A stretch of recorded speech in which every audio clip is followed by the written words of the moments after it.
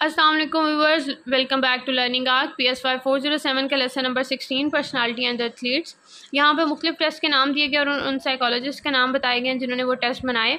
ये बेसिकली किसी specific trade से रिलेटेड है, यानी सेल्फ कॉन्फिडेंस के लिए trait sport confidence inventory, task और गोल को चेक करने के लिए task and ego orientation in sports questionnaire, perception of success questionnaire, then attentional focus को मैयर करने के लिए test of attentional and interpersonal style. ये थी स्पेसिफिक टेस्ट की इन्वेंट्रीज, जबकि स्पोर्ट्स साइकोलॉजिस्ट ने एक जनरल पर्सनालिटी को टेस्ट करने के लिए इन्वेंट्रीज बनाई। यहाँ 3 इन्वेंट्रीज का जिक्र किया गया है: athletic motivational inventory, winning profile athletic instruments and Trotwine athletic profile. Athletic motivation inventory में AMI ये डेवलप की थी 3 साइकोलॉजिस्ट ने।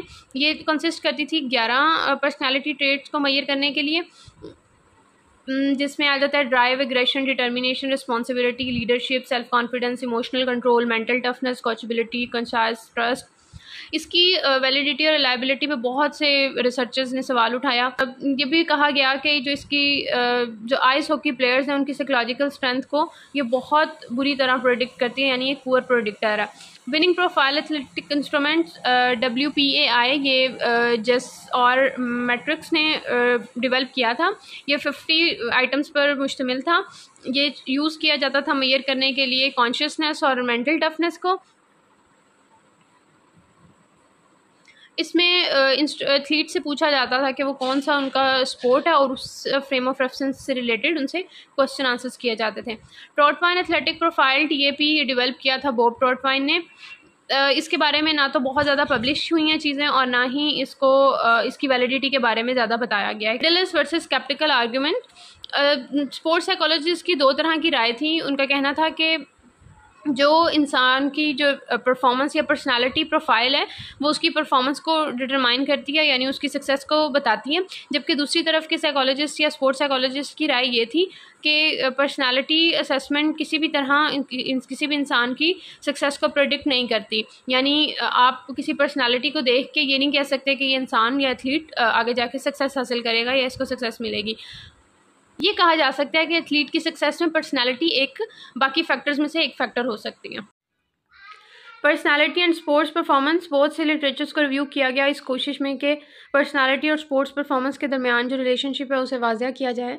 Athletes versus non athletes, athletes और नॉन एथलीट्स के दरमियान क्या फ़र्क है। बहुत से रिसर्चर्स ने बताया कि जो एथलीट्स हैं वो ज़्यादा इंडिपेंडेंट होते हैं, मोर ऑब्जेक्टिव होते हैं, लेस एंक्शियस होते हैं। हार्डमैन के अकॉर्डिंग एथलीट मोर इंटेलिजेंट होते हैं और कॉपर के अकॉर्डिंग एथलीट्स जो होते हैं वो ज़्यादा सेल्फ कॉन्फिडेंट होते हैं, कम्पिटिटिव होते हैं और सोशली आउटगोइंग होते हैं।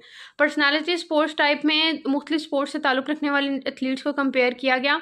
बॉडी बिल्डर्स में देखा गया कि वो ज़्यादा अपने आप को लेकर कंसर्न्ड होते हैं, अपनी हेल्थ को लेकर, अपनी बॉडी को लेकर, और वो हाईली मोटिवेटेड होते हैं।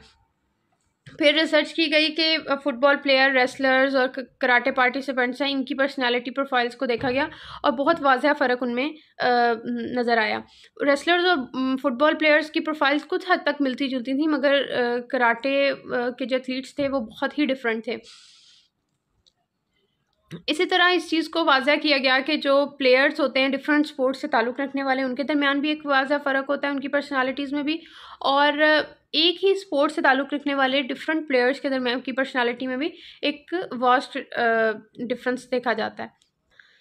Player position and personality profile, इसमें देखा गया कि एक गेम के अंदर प्लेयर की क्या पोजीशन है और उस पोजीशन के अकॉर्डिंग वो अपनी क्या प्रोफाइल शो करता है या क्या पर्सनालिटी शो करता है, और उसकी पर्सनालिटी और उसकी पोजीशन के दरमियान भी कंपैरिजन किया गया। यानी एक बेसबॉल में कौन लेफ्ट हैंडेड है, कौन राइट हैंडेड है, कोई किस साइड पे हिट कर रहा है।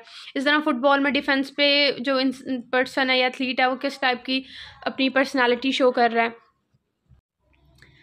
एक स्टडी के अकॉर्डिंग फुटबॉल के प्लेयर्स की पर्सनालिटी ट्रेट्स और प्लेयर पोजीशन के दरमियान एक कंपैरिजन किया गया MBTI Myers Briggs type inventory को इस्तेमाल करते हुए। Personality profiles of athlete differing in skill level, ये जज करना कि एक एथलीट सक्सेसफुल है या अनसक्सेसफुल है उसकी पर्सनालिटी ट्रेट पे, तो ये एक सक्सेसफुल तरीका नहीं है।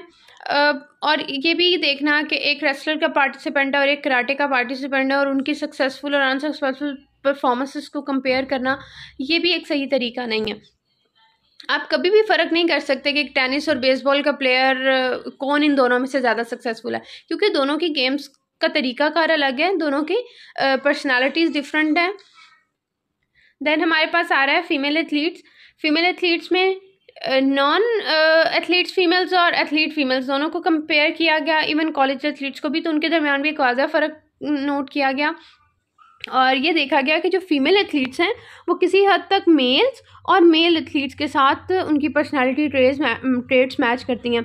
जैसे वो उनकी तरह असर्टिव है, अचीवमेंट ओरिएंटेड है, डोमिनेंट है, सेल्फ सफिशिएंट है, इंडिपेंडेंट है, अग्रेसिव है, इंटेलिजेंट है। इसी तरह फीमेल बॉडी बिल्डर्स में देखा गया कि वो लेस एंक्शियस है, लेस न्यूरोटिक है, लेस डिप्रेस्ड है और उनका एंगर लेवल भी कम है। So guys, this was our lecture number 16। मिलते हैं अपने नेक्स्ट लेक्चर में। अल्लाह हाफिज़।